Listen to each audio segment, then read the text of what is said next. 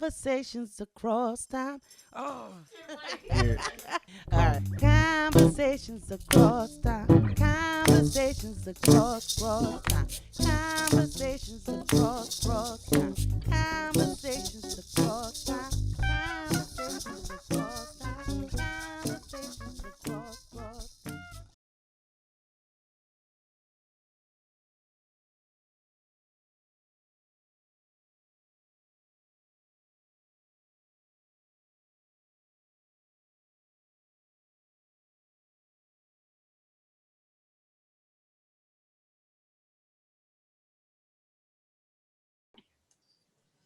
Hi, I'm Oliver Wendell Holmes Jr. I was Associate Justice of the Supreme Court from 1902 to 1932. I was appointed by fellow panelist Theodore Roosevelt. I was known as the great dissenter for my many dissenting opinions of the majority of the court at the time. My best known quality was I limited free speech under the First Amendment. I coined the idea of clear and present danger. And the example I gave was you cannot yell fire in a crowded theater when there's no fire. We'll discuss more about that and other things that I believed in as we go on.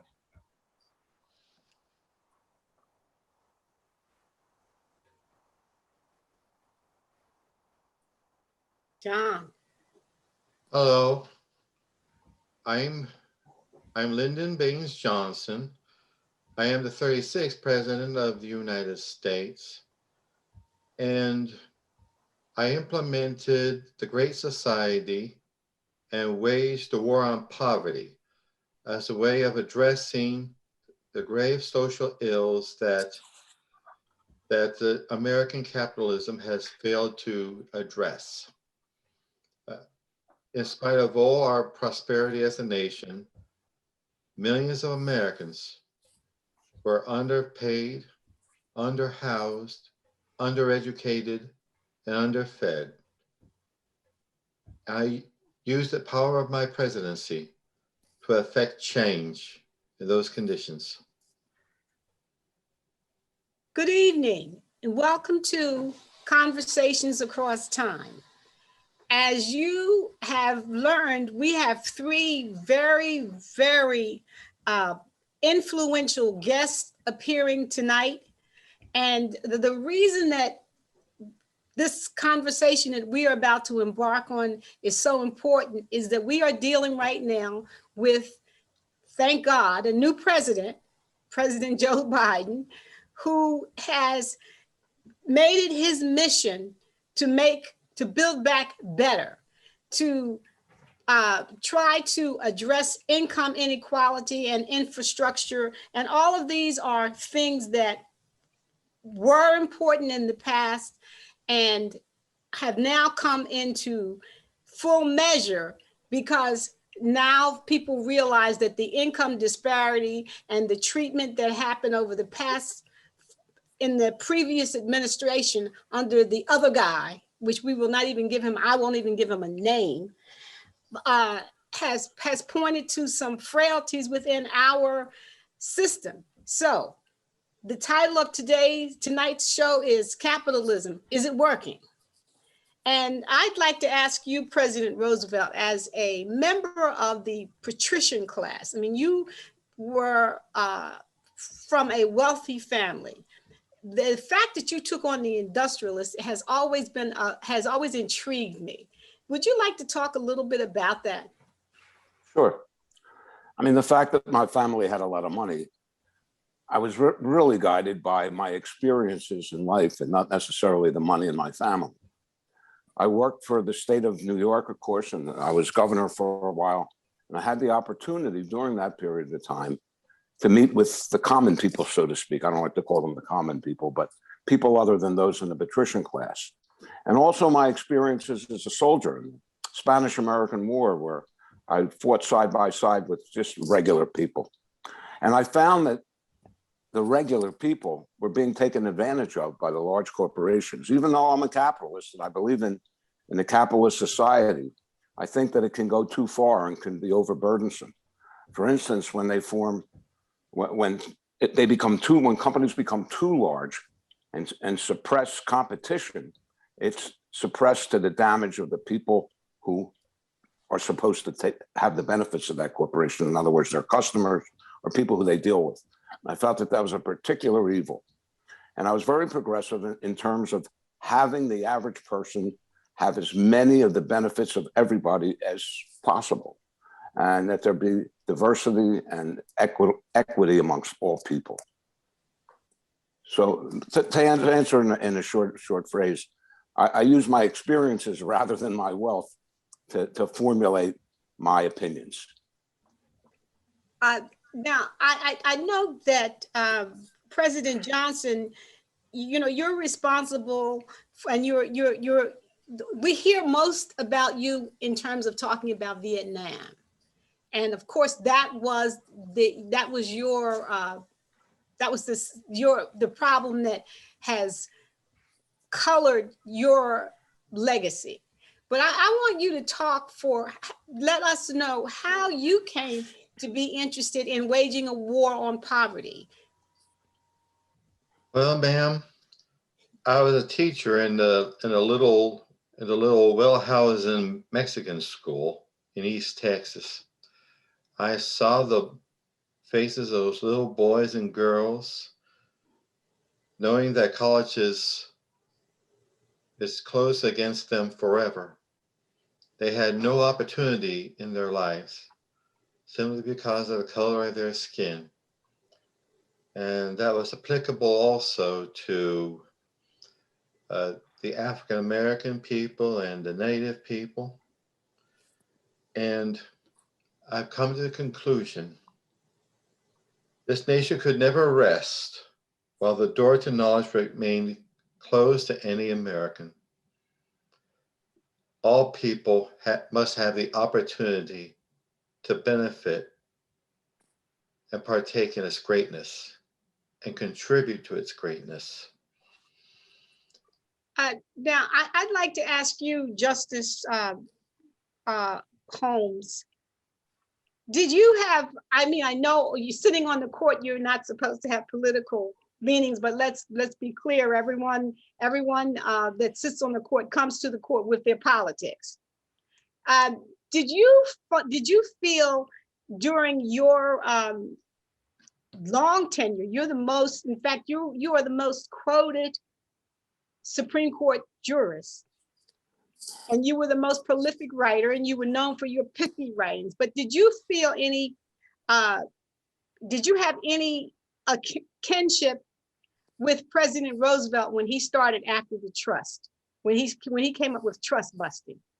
Absolutely. First of all, President Roosevelt appointed me, and while I wasn't as progressive as he was, I believed that the people had the right to choose economic and political philosophies that they believed in. And it was the court's job to see the evolution of these things and to see rights expanded to more and more people. And in many of the cases that I wrote my dissenting opinion, because the court was very conservative, I backed what President Theodore Roosevelt and what Franklin Roosevelt was doing also. And it's interesting on the panel that I'm a patrician. I came from the upper classes of Massachusetts society, and President Roosevelt also. And so President Johnson is the only member of the panel that had any kind of background in terms of growing up not in the upper class. And we all kind of came to similar conclusions about what society had to do and what the role of government was in producing a better society. We're now faced with a very wide gap. Income disparity is at an all-time high. Anyone just jump in and let me know how did your personal politics impact the movements that you champion in terms of dealing with income inequality, or were you in? Well, Go ahead. well, of course, when I was president, wealth was accumulated in great numbers because of the lack of taxes. The Tax Act had a lot to do with helping to make income equality more equal. However, as time has gone by, I mean, when you look at what the CEO compensation is today compared to the average worker, it's like 10 times what it was maybe 20 years ago. So more money is going to the top and not as much is going to the bottom. There are certain things that can be done to help that. I mean, they can raise the minimum wage, which for whatever reason, nobody wants to raise it to $15. It's ridiculous. But they can raise the minimum wage, and it would take a lot of people above the poverty line. They refuse to do that. They could increase the taxes on the wealthiest people who, because of the money they have, they can use all kinds of excuses not to pay, illegal excuses, by the way, not to pay taxes. And we have to close those loopholes so that they have to pay more taxes and make it more equitable. And that way, the people will have, the poorer people, the people that don't have as much money will have more services so that they'll be able to live a better life. And that's what the standard ought to be, to take the people that are below the poverty line and to put them above the poverty line. And I think that the plan that's being proposed now by President Biden is intended to do that, and to take children out of poverty by the child income credit and things of that nature. And I think those things are progressive. And of course, I was progressive. I mean, I didn't think that the Democrats or the Republicans were progressive enough. And after I finished my term as president, I was going to run again for president under another party. And I called it the Progressive Party, because I really believe that that's where the middle was. And I think that's where the middle is today, too. And I think that's what has to be done. Yeah, the income inequality has caused a lot of anger among both minorities and other groups in the society. And anger leads to demagoguery. And we saw that in the election of 2016, because in my opinion, the anger about the income inequality and blaming others for the income inequality instead of the rich capitalistic class led to the election of Donald Trump. And it's not just, by the way, it's not just income inequality. It's also putting the resources in the right places. Correct. There's not enough money being spent in education in the country, and way more money being spent for defense in the defense budget, when that money could be used for better education so that the people in impoverished areas have a better education, have a chance to get out of that situation. President Roosevelt, but the CEOs that you cited before and the amount of money they're making, and the corporate executives, their children go to the best schools. So the income inequality affects education because they don't have to worry about good schools and public education and not schools not being funded. So you're absolutely right that all ties in together. You can't separate one from the other. Exactly. I think that's really the most important thing. I think education in this country has fallen way behind, and it absolutely has to be better. And there has to be more money attributed to, and it should start now. And I think they should take some money off the defense budget. I don't think they need gigantic warships anymore. Or I mean, who envisions an infantry war? I mean, it's going to be more of a cyber war somewhere, and that's where you have to put your money. And I think the money can be better well spent, and less money can be better well spent to defend us. And of course, we have these gigantic oceans to protect us, and put more money into education. I think we'll be more competitive in the world if we do that, and we'll increase the welfare of the people. President Johnson, you signed the Higher Education Act. That's true. Now that in a sense is addressing the disparity that Justice Holmes is speaking of and that President Roosevelt speaks of. You want to talk a little bit about your motivation for that? That is because I understood that education is a form of empowerment, as the current term is. Economic empowerment, whereby you can qualify for a better paying job, but more importantly, it would benefit you as a person, so you can discern any fraud or lies. Like anymore, the internet has become our teacher, and people have become so poorly educated that they don't know what branches of government are which, and they don't even know how many states there are, and they're liable to be conned by such charlatans as those in the previous administration, which shall not be named. And, yes, and it's just willful ignorance on part of some people. They have these prejudices that are just passed on from father to son to father to son, and they just won't give them up. And Well, that's because most people are ignorant, and that's why education is so important. And that'll lift everything up. A better education will lift everything up. And it's not just in economics; it's in politics too.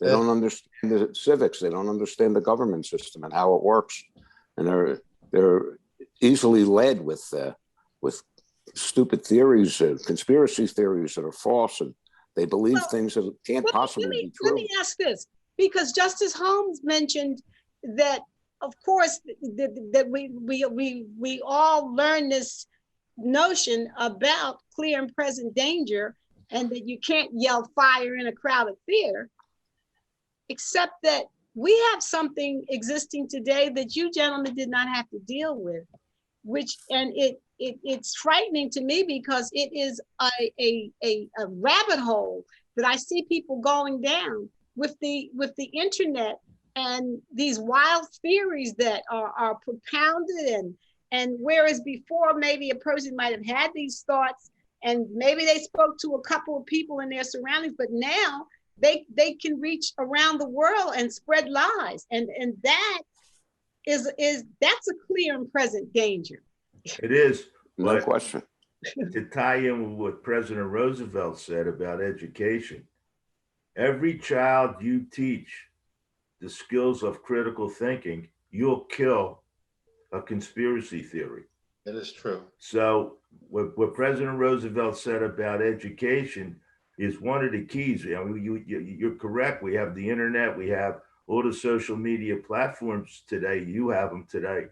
But the fact of the matter is we don't, or at least from my view, the education system's not teaching kids critical thinking skills for whatever reason, lack of resources. And those conspiracy theories would die if we teach the kids critical thinking skills. So I think President Roosevelt's absolutely right.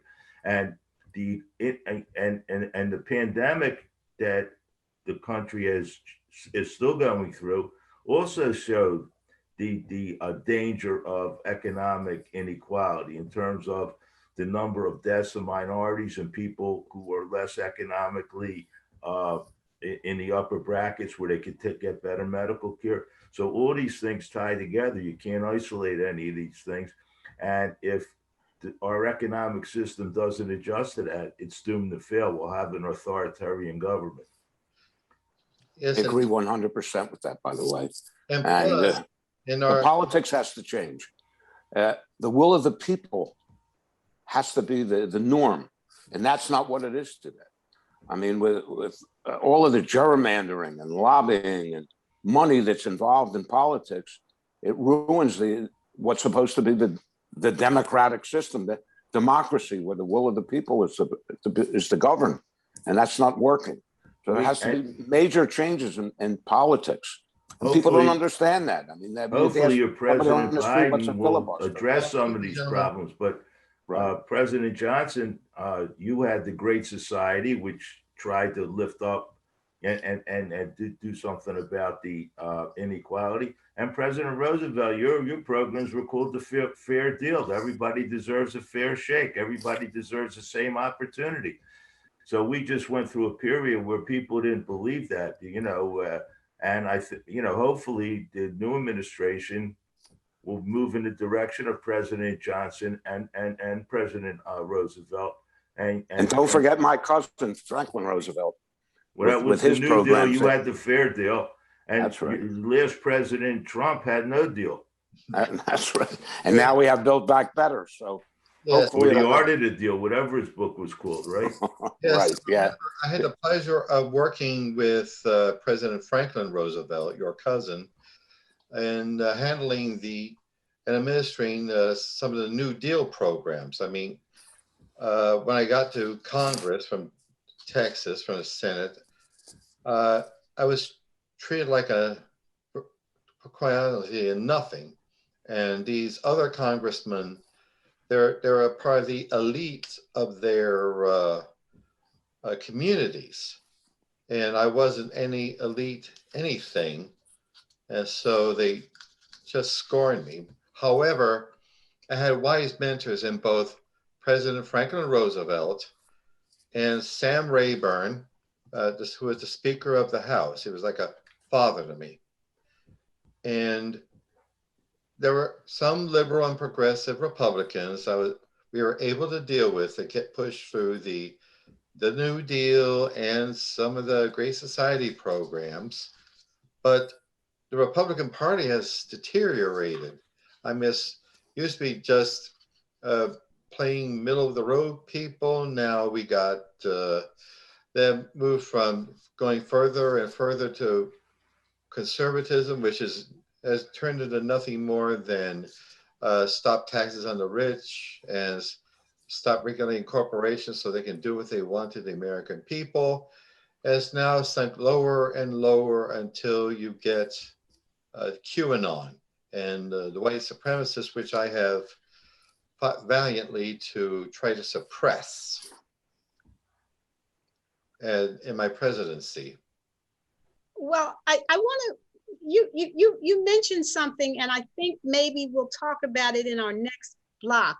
And that has to do with how you were treated when you got to DC, because I think we can all agree that as I believe Justice Holmes stated, that he of the patrician class, President Roosevelt, President Theodore Roosevelt of the patrician class, President Franklin Roosevelt of the patrician class, all came to the same position, to the same conclusion that you did in terms of being able to treat the public with a certain amount of respect.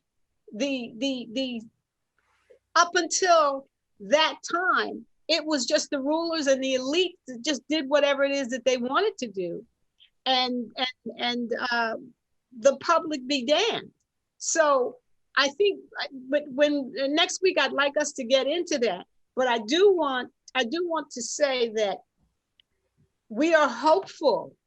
I know you sit from your historical post, your historical purchase, but we are very hopeful that somehow this country will right itself and get back on a path that we can we can grow.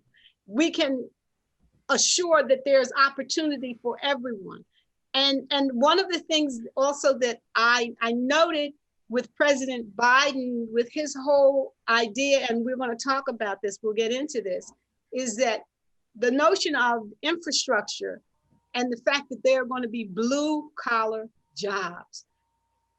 You know, our audience knows certainly over the years of doing this show that one of my pet peeves has always been the idea that you were going to push all children towards college, when in fact, some people would be better served with vocational training, and allowing them to explore their inner beings and what it is that is important to them. I mean, there are artists that are being pushed into something that they don't want because you can't make a living as an artist. So I just think that we should get into that. But I do thank you, gentlemen, for being here tonight. I hope you will return next week so that we can, in fact, discuss infrastructure and how we think capitalism can possibly be saved. So this is Vivian Crawford, and for my guests tonight, I'm so honored to have them with us. There is not a lawyer I can imagine who wouldn't love to have a conversation with Justice Oliver Wendell Holmes. And President Roosevelt, I thank you for mentioning your cousin, because actually we should be talking about the New Deal. President Johnson, when you come back, I'd like to hear more about your early experiences as a young man coming to Washington and what you encountered and how that shaped and formed you into coming to be one of the most powerful politicians that ever operated. Because you actually were in the House of Representatives, and you were in the Senate, you were vice president, and you were president. So you certainly got a lot of legislative experience before you got to the executive experience. So please join us next week. This is Vivian Crawford for Conversations Across Time. Thank you so much. Good night. Conversation across time. Conversation across